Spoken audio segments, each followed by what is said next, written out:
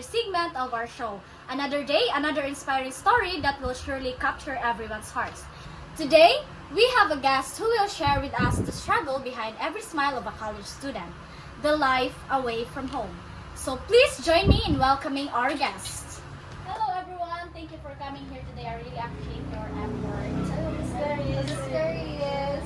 Beautiful pala sa personal. Thank you. So before we start, can you introduce yourself, your course, and your year level? So, I'm Francis Isid. I'm an accounting student and we're the first year student now. And I am Shani Quincado, and I am BS Accounting and Information System, and also I am currently first year student. Hi, I am Judy Macy Campos, currently taking Bachelor of Science in Accounting Information System at Taliban Polytechnic College. So Frenchie, Shiny, and Judy. So same ra mo og school nga gistudyhan. Yeah. Friends mo. Close Friends. Friends. Yes, Like friends. nag-friends mo since nag-start mo First year, college. yeah. Okay. So nag-kuan mo like are you living together? No. No. Na-boarding house ko, pero di kayo kung ba kung asa sa na-boarding house ko. So unsa pagkabuo ang inyong friendship? Well, actually, classmate me. Okay. On the first First day, sem. so nakita me Pinakakalin. close me. Yeah. So like kuan ako like i-judge mo nako mga bright mo no kay accounting. Beautiful. Oh my god. Parang Beautiful. I think Madawat na good view ka ng 50-50. Madawat na may ka ng 50 out of 50. Yeah. So let's proceed to another question. So are you living in boarding houses or in your parents together with your parents? I live in my parents. So kamo duha. Boarding house ko. So how long? Been 9 months na. Yeah, I think 9 months, going through 10 months. I think. Since since college, nag-start mo college, boarding house na siya. Yes. So, what are the struggles that you face, especially away from home? For me, the struggles is lisod siya because separate ka sa imong parents, also layo ka. Also, lisod magpaka-independent. Yes. Kasi wala man to nasanay. Aside sa ana nga independent, siguro sa financial. Financial struggle. Kay lisod mo dyan Tayo ang financial struggle lisod sa ka nang mag-budget bitaw kasi yung allowance.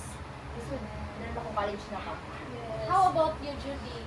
Ano yung mga struggles nimo na dara ka sa imong parents? Kuan. Kana jud financial yun. Kanang bisan mga tagog allowance nga na kag kailangan jud nimo i-budget. So what made you decide to continue studying despite financial struggles? I continue studying because I believe education is the way out of poverty and ganahan ko ka ng successful and makatabang sa akong quality. Same as Judy, and despite of financially, although naghihirap yung parents natin, but I want to finish my study para makahelp them sa family and have a better future.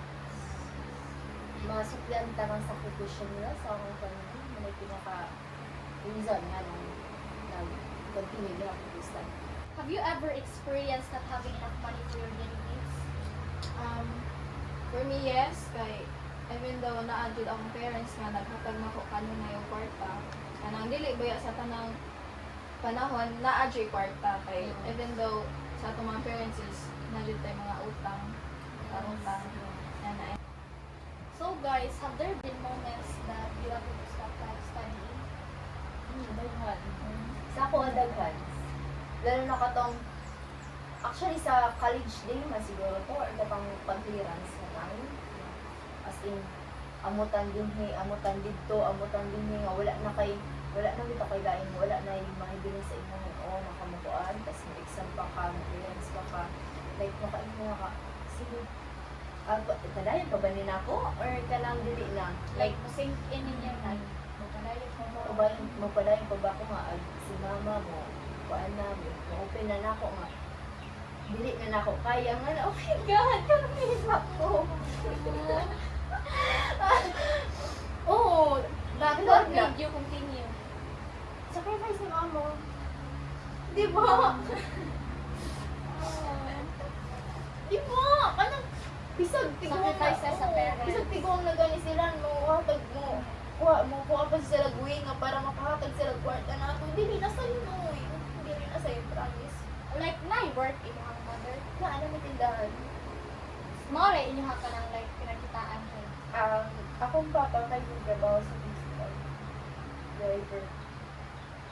So, ang inyong allowance is enough for siya na. Enough na din si Joe. Kanang 500 na kanang... So, main reason nga you wanted to stop studying is because of financial problems. So, what lesson has college life taught you so far? For me, college taught me how to be resilient and disciplined about financial allowance and also always grab opportunity. And also, college taught us on how to be strong, independent, and also never give up and focus on your goals in your life and also keep going even if it's hard. Grabe mo, para jud ta, like, ato ra jud na siya i-overcome. Yes, but it Challenges doesn't mean na sila. na i-chance na po sila hindi mo give up na ka. After ni mo i-overcome, like, makaingon na lang ka nga, kaya man ako. Ma-proud ka sa imong Ma-proud pagalingon. ka sa And And also, overcome di mo. pa tagaan o ka ng problema sa Ginoo, Yes. dili na to. Yes. So, what can you say to your parents who sacrifice all for your studies? Thank you sa ilang for their support. Well, although may nagtulak sila, but they still support college. Ako, thank you. Kasi di ba, despite silang mga sacrifices, pag-give up na sila, wala. Padayan gabon sila. Bisag na sila yung mga reason kung anong dapat mag-give up sila. Padayan gabon sila yung hatag na to. Super naghapon sa ato. Infinite thank you to our parents for your sacrifices. Like, makakuha na to nga, naglisod sila how much nga if mo undang ta, mas mo sa mong kalisod. So, dapat maningkamot sa tag-atua para dili ma-burden na punta nila. Masaya. Yes, silang sacrifices. Grabe jud ang sacrifices sa mga parents.